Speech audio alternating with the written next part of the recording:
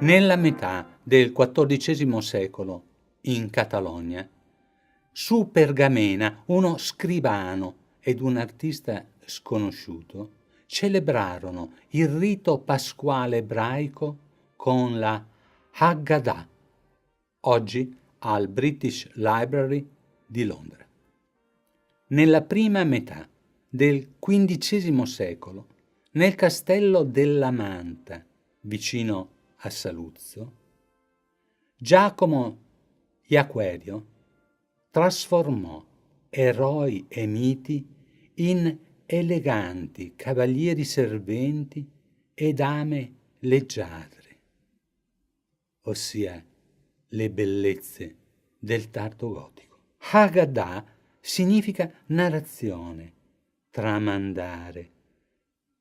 Il Pesach, ossia l'oltrepassare, allontanando le case degli ebrei dalla morte dei primogeniti colpiti, tra le altre piaghe in Egitto, dal Dio degli eletti.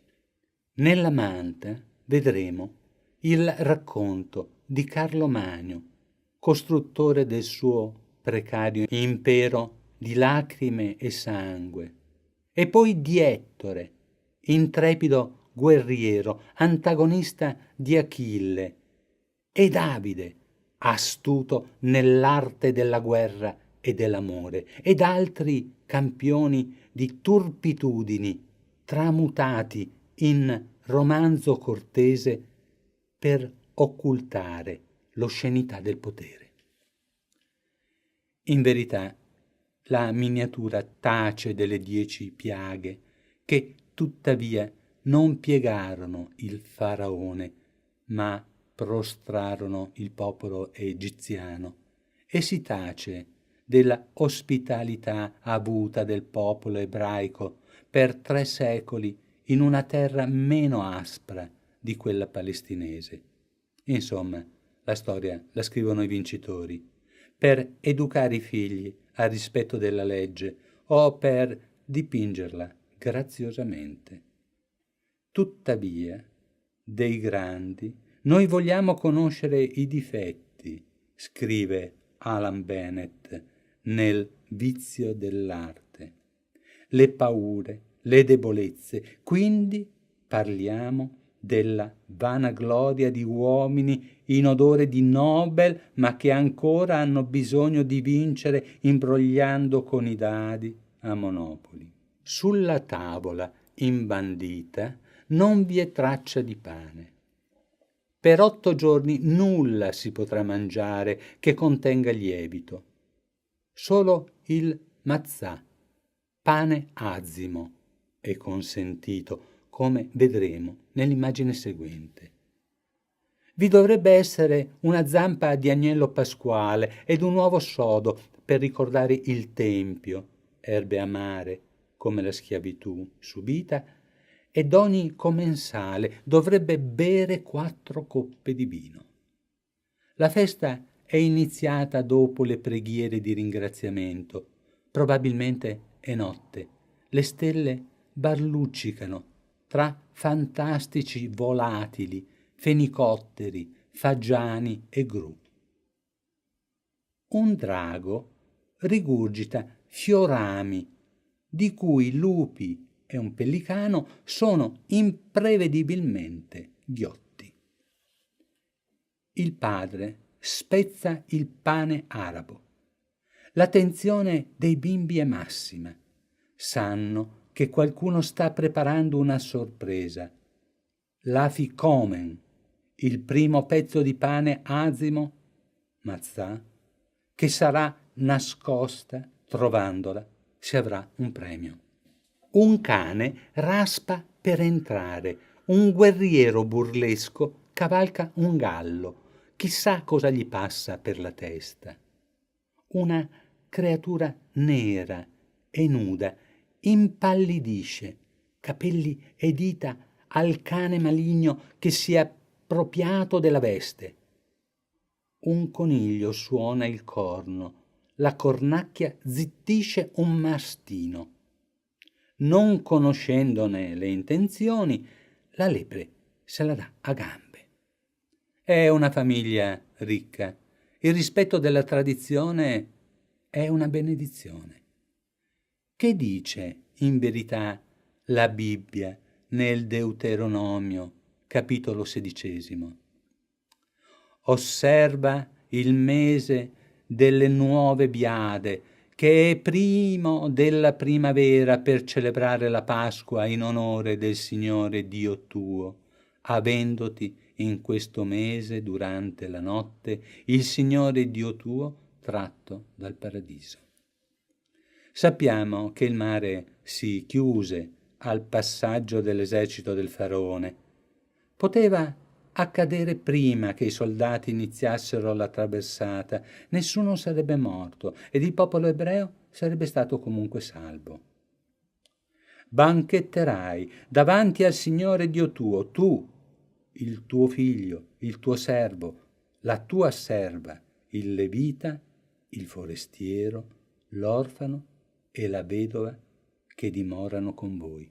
Altri oggi sono i padroni ed altri i servi. È d'obbligo festeggiare cotal libertà per 7 giorni. L'ultimo, senza lavorare, provvederà la servitù. La cerimonia, affinata nel tempo da rabbini, filologi ante litteram, è meticolosamente dettagliato. Si deve bere il vino appoggiandosi sul gomito sinistro, come i greci, gli etruschi, i romani, perché questo è un gesto di libertà. Aggiungeremmo di benessere, proprio degli uomini liberi che possono permettersi di cenare sdraiati, mentre gli schiavi dovevano stare in piedi. Li vediamo piccoli piccoli, indicati dai padroni, perché anche se di razza non eletta, debbono obbedire a leggi a loro estranee. E ciò per la maggior gloria del Signore. Quanto uso improprio si fa del suo nome. I racemi raccontano la caccia ad uno stupendo pavone che meglio farebbe a celare la sua ruota. Alla fine dell'istoria, un corvo s'appresta a strappare un occhio ad un drago dalla testa di Sapiente. Saper non serve se non si serve. In quanto a bizzarre invenzioni, Hieronymus Bosch non avrebbe saputo far di meglio. Un'altra osservazione che si può ricavare è nella cornice. Il quadro è perfetto nel rispetto. Fuori dalla tenda, dalla casa, dal tempio, la follia regna. Ogni nefandezza accade ove si infrange ciò che gli anziani insegnano. Ed i bimbi imparano il rispetto, l'osservanza, ed a tempo debito replicheranno il rito. Saranno capotavola, in tende, case, templi sempre più ricchi, ed a costruirli saranno quelli di sempre, fino al giorno in cui 2 soli brilleranno in cielo, ed il coniglio sarà re omaggiato dal levriero. Ma sino ad allora gli ultimi resteranno tali ed inconsapevolmente con il loro lavoro creeranno le loro prigioni. Per i signori il palazzo sarà sempre più ricco e la giostra del tempo suonerà ore di letizia. Così abbiamo interpretato con consapevole scorrettezza ciò che abbiamo trovato. Passiamo agli affreschi del Manta, in custodia del FAI, Fondo Ambientale Italiano. Si schierano in bellezza su un prato lussureggiante, separati da alberi, con stendardo, principi e dame. Apre la sfilata Ettore, dall'occhio malinconico. L'incendio di Troia ancor gli brucia. Taluni vogliono sia Manfredi IV nei panni di Giuda Maccabeo, Tommaso con corona e barba marrasata, simile a Re Artù, Manfredo III o Carlo Magno, rassegnato d'aver ricostituito l'impero romano. Goffredo di Buglione, giovane d'aspetto, ha il capo cinto di frutti, ed il suo doppio è Tommaso I. Seguono Eleonora Arborea, quale Delfida, prode vincitrice di Tebe, Alassia di Monferrato e poi Alosia di Cava, entrambe nelle vesti di Semiramide, regina Assira. Fuori schermata, Riccarda di Sicilia, novella amazzone, e Beatrice di Ginevra, quale Tamiramide. Fermiamo la processione. È interessante l'associazione tra donne e uomini, e tra questi con i miti, che bene poco, male molto, trascorsero in qualche modo nella terra o nella letteratura il nostro vissuto. L'infantile desiderio di ergersi fuori dal tempo, dai delitti e dalle pene, in una eterna primavera.